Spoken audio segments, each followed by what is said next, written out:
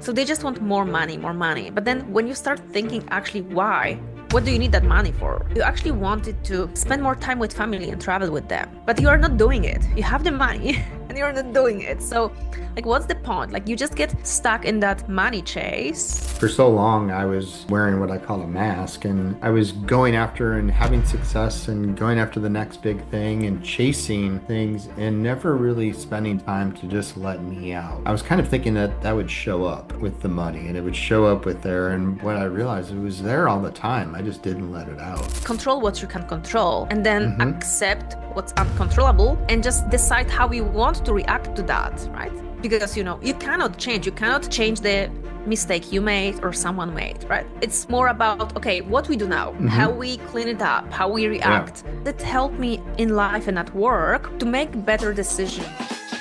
This is the Authentic Edge podcast, real conversations with real leaders who've dropped the mask, faced the truth, and found growth that actually fits. I'm Mike Secord, and every episode we pull back the curtain on what it takes to lead, live, and grow with authenticity. Because here, authenticity always wins. Okay, welcome to the Authentic Edge podcast. Today, my guest is Dorota Kosiorek. Did I say that right? I know Yes, I that's practiced it with completely you, okay. but I'm sure I messed it up. That's me. If I said it wrong, I apologize. Please correct me. So she is a certified brain-based coach, former BCG strategist, and founder of the Elite Mind Studio. Dorota helps high achievers upgrade their quality of their thinking so they can go from good to great. And they can get there faster, more intentionally, and without burnout. After nearly a decade of leading strategy firms like BCG and PwC and heading a go-to-market for a fast scaling AI startup, she saw the same pattern happening over and over again. Incredibly capable people were stuck in reactive cycles, running on empty, and losing sight of what truly matters. Through her neuroscience-based elite mind framework, Dorota helps leaders rewire limiting patterns, reclaim energy, and redefine success on their own terms, leading with calm power and clarity of mind. Her work with founders, CEOs, and top executives blend cognitive science, identity transformation, and elite performance, helping people lead not just smarter, but truer. Dorota, I'm so excited to have you here. We just got done talking about how fascinating the brain is. So, welcome to the Authentic Edge podcast. Yeah, thank you so much for the introduction and for the kind words. And I'm super happy to be here. I'm sure it's going to be exciting conversation.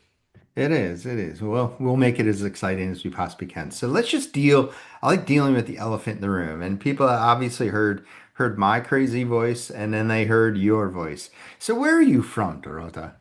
I'm from Poland. I'm Mm-hmm. Polish. I was born and raised in here, uh, but I work internationally for the Mm-hmm. past, many years now. So it's just a place to be. Travel a lot. But yeah, I'm super proud of being Polish. It's a great country. But I love travel around the world. I love Spain. I kind of have a Spain Spanish soul probably because that's my place to be as well. So yeah. I just think it's so fascinating with social media and things, how we connected and then got on a call a few weeks ago and saw some alignment, got a pattern. Like you're in Poland, I'm in Metro Detroit. Here we're connecting. We have alignment in what we think and how we help and where we're going people, but we're in two different continents and doing stuff. And I just love how the power of social media can bring people together like that. So Yeah, that's so um fascinating, right? so I'm excited because we're going to unpack today how high achievers design success that feels good, and not just looks good, but how that mindset, brain science can kind of help people shift performance and well-being. I think it all started for me from myself, right? I've been a high achiever all my life. And that's defining a lot how you think, how you live, how you approach school, work, and everything. And like no one had to push me to anything, right? I was just, doing the best I could always. But there is something about high achievers, about inability to rest, to, really pause and reflect. You just want to keep chasing, get to another milestone and goal, like all the time something, right? Because the fun and that excitement is in the journey. So once you get to the goal, it just, you need another one, Hmm. right? And this is very tricky because if you don't put boundaries and if you don't have, your something to protect you, it's so easy to get burned out, right? I think it is so common for high achievers. Yeah. Plus, I don't know what's your experience, but I also observed a lot of people that they are being also used this way, right? Because if you are good at something and that's your natural drive to keep doing that, then other people might take advantage of you. And you don't want to say no to them, right? Because you don't want to sound like, okay, I cannot do it, right? Like, you're the best, right? So why couldn't you do it? So you just keep going. And this is that like blind loop. You're just like running in circle, just doing more because you're asked for more and you don't want to say no, so you accept, and then they ask for even more. It's a tough base, and you know, I see lots of people when I talk to them, and you bring up that word about the journey, and I see people kind of glaze over when you talk about that journey because so many people reflect on their journey so far, and they're like, I haven't liked this part of my journey. Why would I like the journey where I'm going? And then they get this burnout, like you said, and what I have noticed, and I'm curious if you feel the same, it's whenever I'm getting with people that are nervous about the journey or they have this burnout, I'm really finding that they've lost connection with their vision. And they lost Yeah, connection with it prior to, and then they've never really spent time to really, what is it they see? What is it they're unique at and why they and then burnout kind of comes in because I feel like they're just running the same thing over and over again. Are you finding the yeah, same? yeah. I think you're right. In it often like we associate that with money often, right? So people want to earn more money. And they have the agenda why, but I think they forget about it. So they just want more money, more money. But then when you start thinking actually why, what do you need that money for? Hmm. Then you might realize that you actually wanted to, I don't know, like spend more time with family and travel with them, or take care of your parents, or like go around the world. But you are not doing it. You have the money and you're not doing it. So, like, what's the point? Like, you just get stuck in that money chase and you Hmm. forget your original purpose for having that money. So, I think it's really important, like you said, just stop maybe and reflect and come back to the roots with the, drive for the money and financial success. Yeah, and I know I shared with you a little bit about my story, and what you said, what you just said there resonated so much with me. And it's for so long I was wearing what I call a mask, and I was going after and having success and going after the next big thing and chasing things and never really spending time to just let me out. And when I finally just said, just be the person you want to be.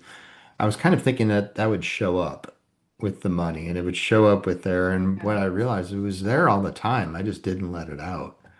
And so it's pretty interesting. So what was the biggest mindset shift you personally had to make when you moved from strategy consulting to really just going on and helping others lead their minds? Because that's really what you do is you're helping people lead Mhm. their mindset. So my personal shift happened when I was still at consulting. And I realized that I was always also the person who protected my boundaries. So I wanted to work on my own terms. But sometimes in the industry, you can push for your way of working. But if you're in a place that has been working in a specific way for ages, then it might work out, but it's gonna be hard work to get there, to change something, right? To, stop working in the system that everyone operates. because everyone was gonna judge you. Everyone is gonna think, okay, she's crazy, what she's doing, right? Like, we are not working this way. So I realized that it was a great place to be, and I could have learned tons in there, but at the cost of not working in the way I wanted. So that was my first mindset shift, that I have to choose. I either go fast track on the career and I accept the system, or I do the same and I try to fight the system, investing my energy. So I knew I don't want either of those two. Hmm. So I took the third path, because at the same time I got an offer from AI startup, and I thought, okay, I'm gonna check it out somewhere else. And that helped me start the big change in my work relationship. So I started working on my own terms. I was building a team. I had much more empowerment. I started doing something that I think it was impossible in consulting. So, like, managing my time with clients and deciding, okay, when is a good time to have a meeting, right?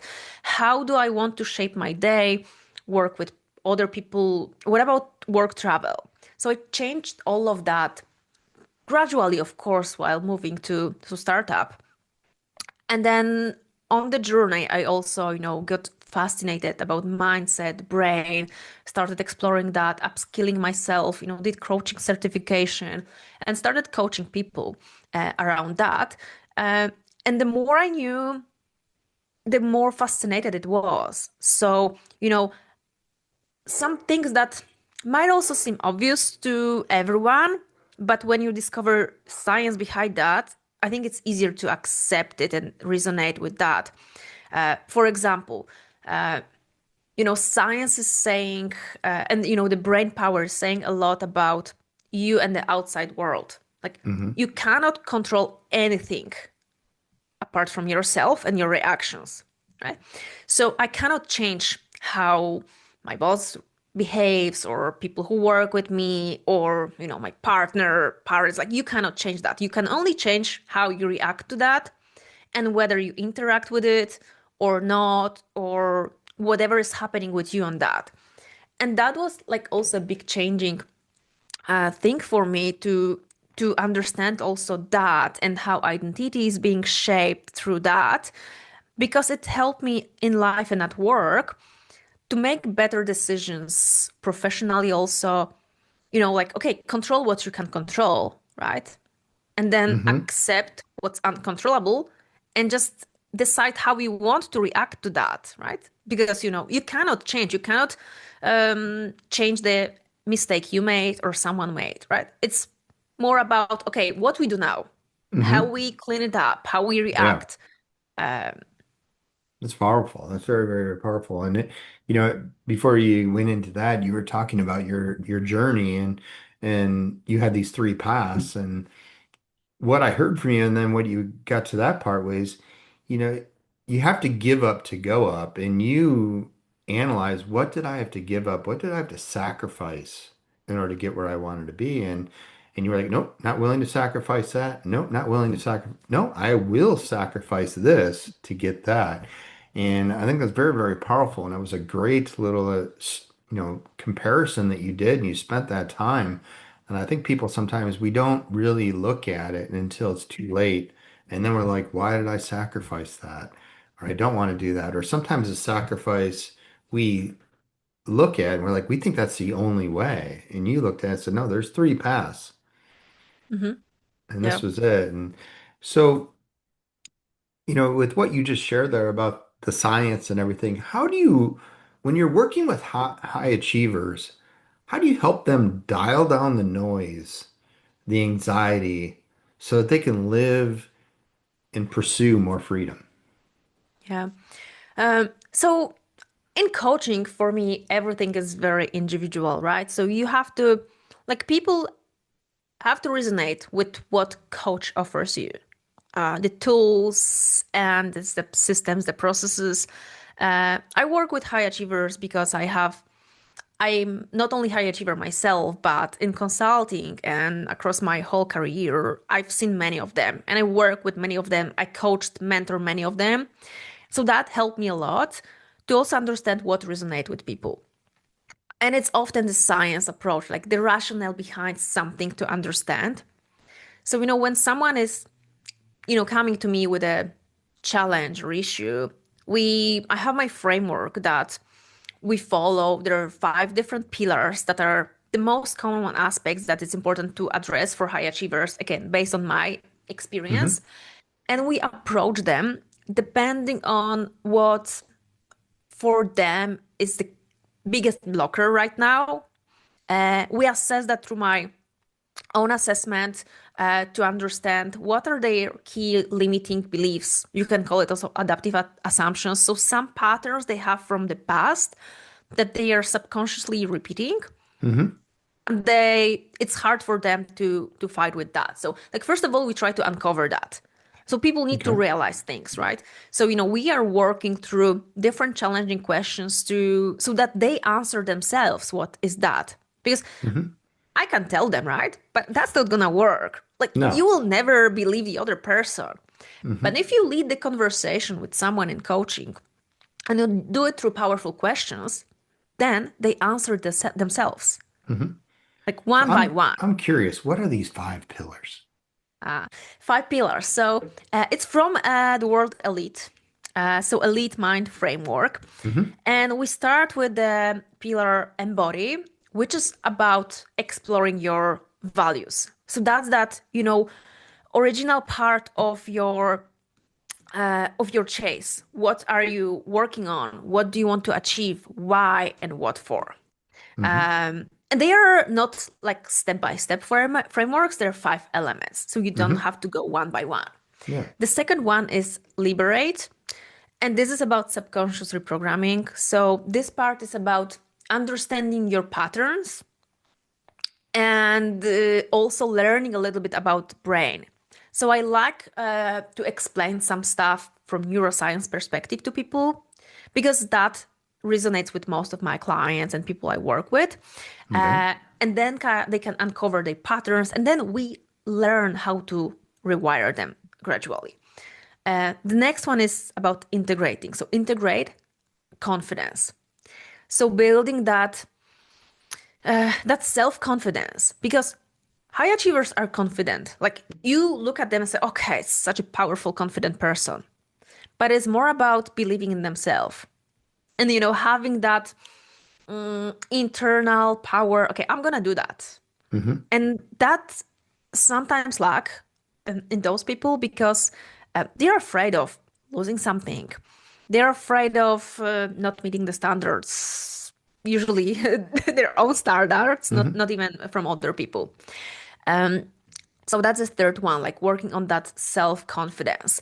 The fourth one is about transcend, and it's related to boundaries. So creating your powerful boundaries and your non-negotiables. And that was something when you were, referring to my story. I was in the moment of creating my own negotiables. So what do I want in professional life and personal life? Hmm. And which are the ways I can get it? And what I can accept and sacrifice and what I can't. So this is the pillar about that understanding so that high achievers can better define their enough at the same time and Yeah. understand how to protect it. And the last one is about embody. And we're talking here about that. I call it purposeful high life.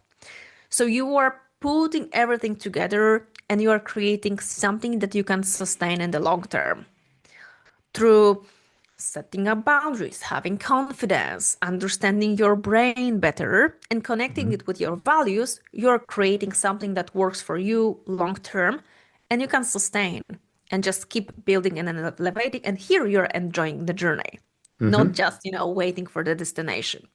Yeah, that's awesome. That's awesome because, I think it's so important to take leaders through that framework that you just explained because even though, I found with myself, even though I was confident, I was more confident than a lot of the people I was leading. But you have this struggle, you have these things that are going on internally that you need someone to share that with, someone to go through because the people you're leading, you can't show that little side of what's going on. They look at you a certain way and they don't ask you questions thinking you're struggling. Like you're in this world kind of alone, and to have these coaches, these mentors along your side to be able to share some stuff and open up and go through that framework helps you move forward because we're not that unique. We're unique in the fact that we're able to partition it, put it aside to still move forward, but we still have it. And I think that's so cool. So what are like what in your common work when you're working and what are the common stress or anxiety traps you're seeing in high performers and how do you coach them out of those common traps? That's a very good question. The first one, in my opinion, is the one about like fear, that fear of losing what they already have. Status, very often. Mm-hmm. So it's most of all connected with external validation. People don't really see that or want to admit that, but high achievers care about status. So externally, they look amazing. And anything that can lead them to losing that is very frightening. So that's one thing I would say. The second one is inability to rest and truly power yourself up. Just chill out and let things go. Just accept that you are doing that Mm-hmm. because rest feels like laziness. Yeah. Very often people kind of assign it, okay, like there is like 10 times on my to-do list, so I cannot sit down and chill out just like that. Mm-hmm. Like I'll just do this and I will rest when I finish, right? So just like let me tick it mark. Mm-hmm. Um, so that's gonna be great. Um, and then again, this is something that you were having your internal narration just saying to you, that rest is unhealthy. From like logical thinking and all the information around you that you have to rest. Mm-hmm. But what you have in your brain and something that was kind of whispering you all your life, it's something Yeah. different. So you don't rest, right? You just keep going.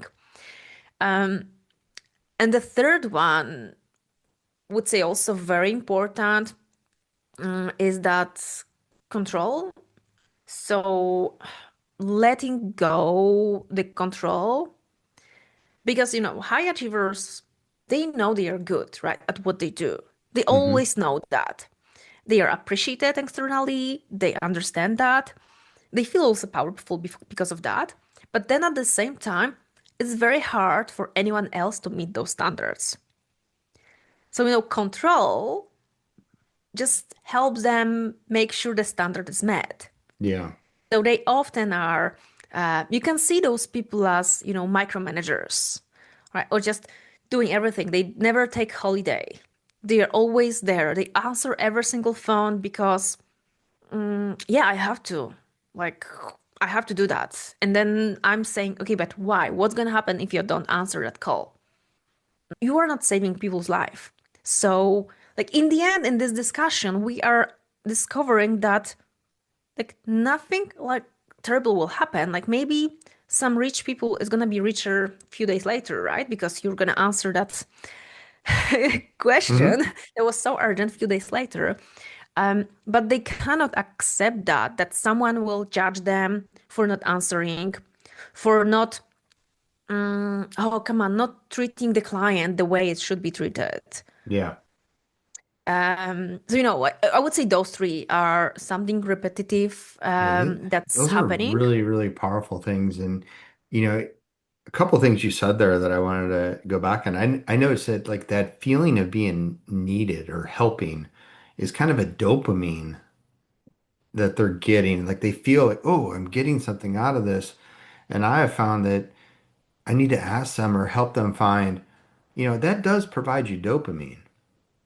But what actually truly lights you up? And it usually starts with I get on calls with people, and I know you're hearing the same thing over and over because you just explained it right there was people are feeling like they're always putting out fires.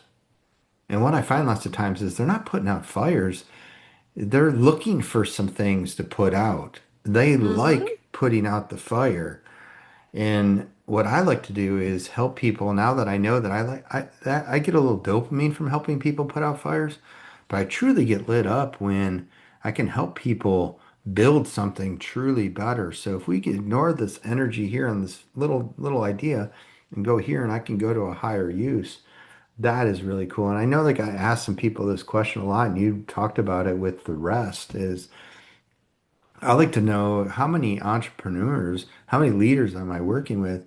How many of you are getting a good night's sleep but still waking up tired? Mm. Yeah, And that is that's a because very they good don't know how to question. truly let their mind rest. Like you said, Yeah. they're not going on holiday. They're not doing these things. They're not truly resting. They're constantly going. So their habits, their programming subconsciously is running all the time. They close their eyes, but their brain is on overload. And I know that because that was me for so long doing that and not truly just going through it. So what are a few brain-based practices or routines that you recommend for people and you work with people for mindset, health, and performance? Mm. I have a few of my favorite here. So one thing is, and something that I also tested with myself and few people work with. Again, depends on what Hmm. resonate with people. But one of my favorite is like really writing things down, whether it's journaling or a form of just like brain dump. You can do it in the evening. That's very good to clear out your mind. Like whatever's in your head, just do that brain dump, or like you can call it journaling, so that you can have that better good night's sleep. Because you have a, let's say, control that those thoughts are stored. So you Hmm. don't have to use your short-term memory to keep them up for the morning, right? Because you have to remember about them in the morning. Just write it down. And I would say any type of writing information, to-do list, anything like handwriting is super powerful because it helps you also create that longer term memory about things. Like when you do move with your hand and you write things down, you are bringing new connections in your head, in your Hmm. brain. So that helps you store that. So that is one of my favorite because it just helps you clear up the mind and loosen up that that memory. Hmm. Uh, the second powerful thing is that's a standard thing people say about morning routine, but it is very powerful because the way you start your day and just getting that phone and starting reading email, you are like you are instantly in that work mode and you are starting processing. So like delaying that and really having, something powerful in the morning, exercising, or just like a simple walk, or, go have a coffee on your balcony or something, but just Hmm. chill out. Delay that before you go into rush. One of my favorite ways of doing any kind of brain work is visualization. So just mental rehearsal. Some people prefer meditation. Some people prefer just mindfulness, thinking, breathing. I love visualization. I think this is very powerful. It helps you create anything you want, like more calm identity. You can rehearse your day. You can create your vision. Hmm. Uh, you can do negative visualization to be prepared for something that's going to happen. So I think this is especially powerful for the brains that like to do something. For example, in the evening, I do my vision visualization before sleep.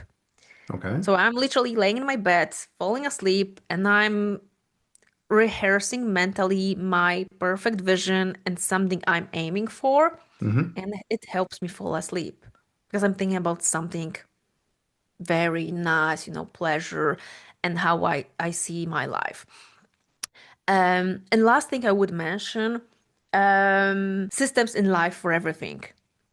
Okay. Why? Because it helps you if you're talking about anxiety, stress, and kind of that crazy mind Hmm. system is create like you create habits, you systemize things, so you don't have to remember it. Because if you repeat it X times, then it's autopilot. So anything that is taking your mental space, but it's not something that you really want to put your energy into, just systemize it. You hear a lot probably about people creating same menu for the week, right? They eat the same thing every day. Hmm. This is smart for the brain, and this is smart for Fits what you it into do a pattern. because yes, I do sometimes spend 30 minutes deciding what we're gonna have for dinner. Hmm. And what's the point of that? Like, yes, if you are, going to a restaurant and having a nice evening, that is cool. But if you are just sitting at home and maybe a little bit wasting time on that, instead of having a conversation, reading a book, Hmm. or doing something for yourself, then yeah, I support that. The same with wardrobe, having outfits ready so that you know what to wear instead of just deciding every day, systemizing your ways, like planning, ways of working, creating week plan so that you Hmm. wake up in the morning, you do your morning routine, you sit down to work, and you don't start thinking, okay, what to do, because that makes you start checking emails or doing something different. Yeah. If you have your task, two big tasks for the day, you start Hmm. with that. Because again, this is brain science. It's not because someone says that you have the most energy in the morning, so do the most important thing in the morning. No, it's because your prefrontal cortex is very tiny and only sleep recharges it. So if you don't do that stuff in the morning, then in the evening you don't have mental space anymore and things are gonna just take longer. Yeah. So knowing that just helps you create your day in the way that is supportive to how your brain works. And That's it just awesome. makes much more sense. That's awesome because I heard a couple things from you, and I want to kind of give a little bit of a different perspective of what I heard for others, not different from you, but different for I know what our listeners thinking is they hear systems. And what I heard from you was you have a morning system and you have an evening system. You have a system that you're like you don't overthink your food planning. You have a system that you don't overthink your what you're going to wear. You have a system for things you do, and it isn't a tool or a system on your phone that's running your life. You're actually purposely, the system is, I need to get these thoughts out of my head onto paper. I need to reflect. I need to do those things. Someone told me one time that how in it was a perspective thing about the 80/20 principle. I love the Mhm. Pareto's principle, the 80/20. Yeah. And someone said to me about how that Pareto principle plays into our wardrobe. This was years ago, and I remember I like just went and I stood in my closet and I looked, and sure enough, Mm. 20% of the items in my closet I wear 80% of the time. So I challenge people when you're going in and you're worried about that, go and just go through your closet and just grab the 20% things that you wear all the time, move into a certain area of your closet, and what you'll find is in about a week or two, you'll realize I can get rid of that 80% of the stuff. And if I can eliminate that thinking, what does it open me up for? So I loved how you talked about that and did that. So for someone who's listening and they're feeling stuck, they're maybe stressed, or they're not achieving what they want, or they're not achieving what they believe they can. What's the first mindset or brain shift you would encourage? Oh, very good question. Um, if they know what they want, right? So something is blocking them, find the smallest possible thing they can do right now. That's gonna take them 5 minutes to take that first step. Because if you have your big goal and it's here and you're here, Hmm. that's scary, right? Because it's a long way. Yeah. So make that first step as small as possible so that it doesn't scare you anymore. And then you have a movement. Like you moved by 0.1%. Hmm. The next day, create something similar size or slightly bigger. And then you moved again. And then in a year, we know the James Clear calculation, right? 1% better every day, 37 times better in a year. Yeah. It's That's where you can unbelievable. get. So something very tiny to unlock you. Not thinking about big goal, but what's the like really small action I can do today? It's gonna be, take me 1 centimeter closer to that goal. That's awesome. So, how can mindset growth and brain-based work link to business, leadership, and personal life?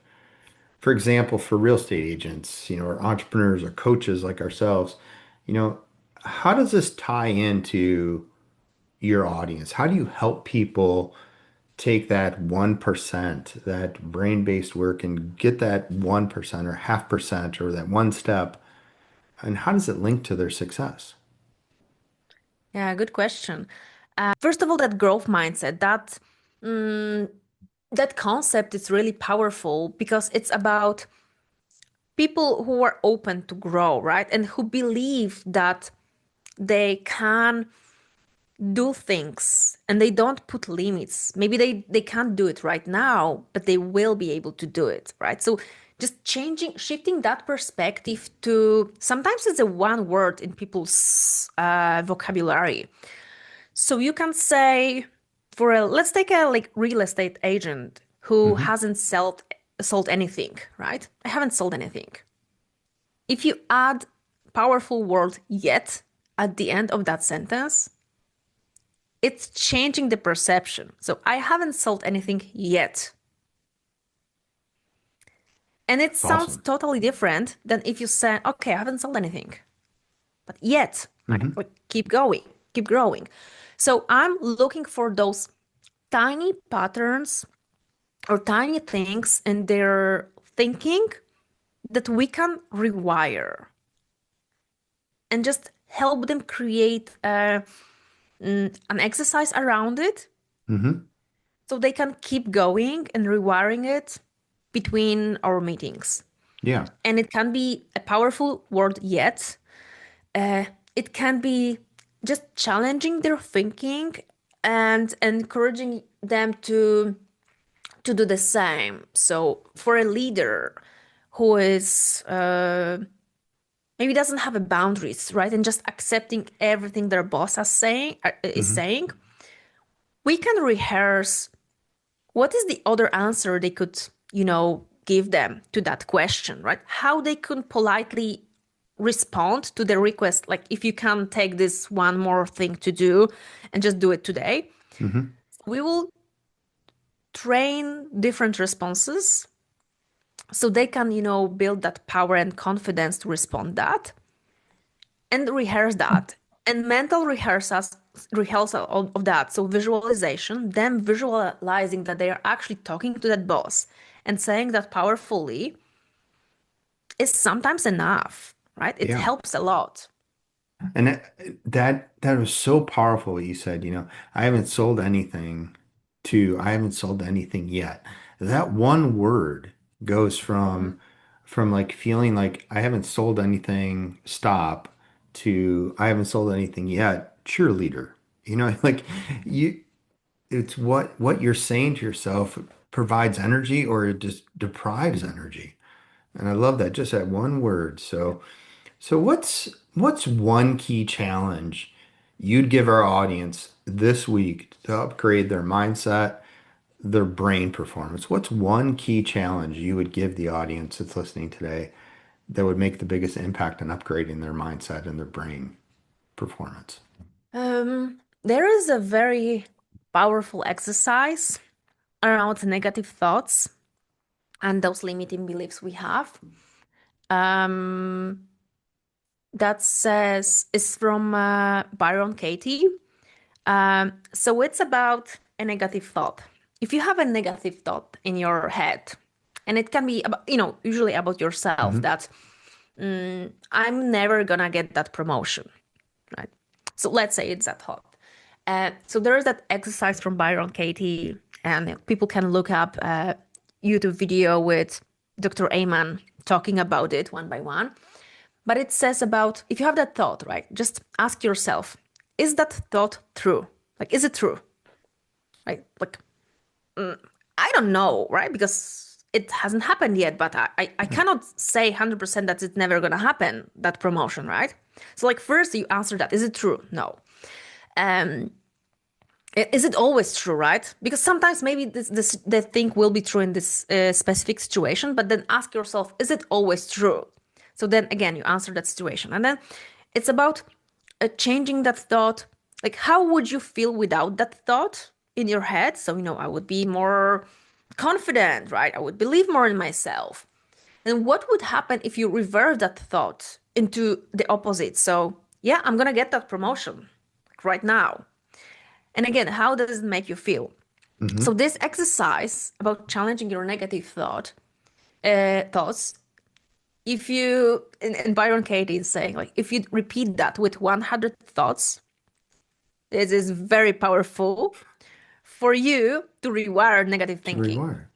Yeah. That's all. And I'm going to make sure that for our audience and our listeners that we're going to link that. I think you said it was Byron Katie, but I think you said it was Dr. Amen Dr. is the Amen, I think, video. So in we'll find that and we'll link it in the bottom there so you can go take, Dorota's challenge right there and apply that this week and put some little times and spend a little time on that exercise. So, with that great thing and everything you've shared with us so much, I know there's people sitting out there and they're wondering, how do I find Dorota? How do I connect with her? So, where would people find you? How can people get in contact with you? Yeah, so first of all, my website, it's my name, so doratakosiorek.com. Okay. You can find me there, what I do. You can book a call with me. I offer discovery calls for someone who would like to explore collaboration. But if you're interested also in what I write about, what I share, I'm on LinkedIn, again under my name. And I'm also on Instagram, Mind by Dorota. So you can find me there as well. Plus, I have my newsletter. You can find it on my website as well. You can subscribe and get some thoughts. Yeah, so feel free to connect, direct message me on LinkedIn, or just send me an email. You can find it on my website as well.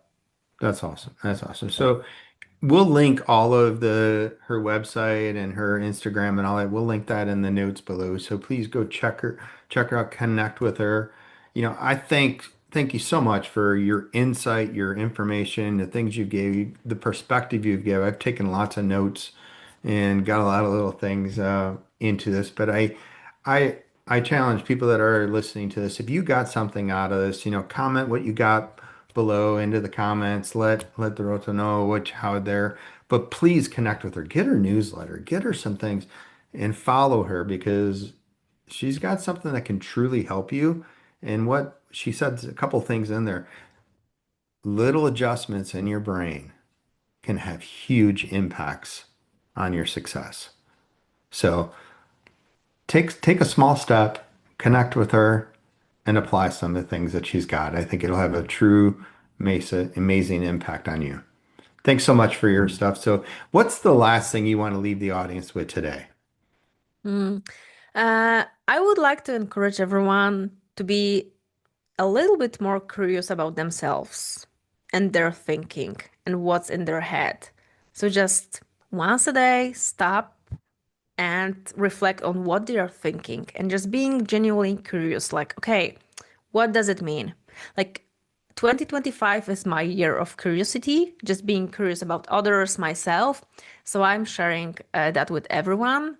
Just try it. Just challenge yourself with some curious questions and see where your, thinking flow will go with that. That's awesome. That's awesome. So everyone, go be more curious. Lead by curiosity.